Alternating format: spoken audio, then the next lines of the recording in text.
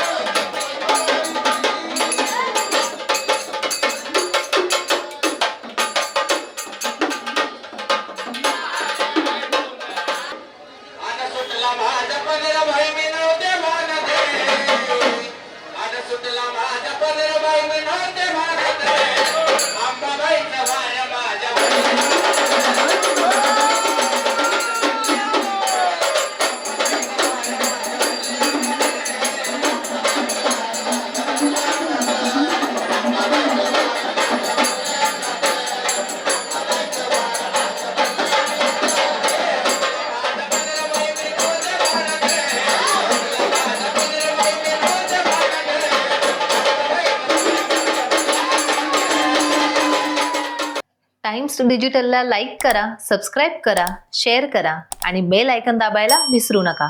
पाहत रहा times digital.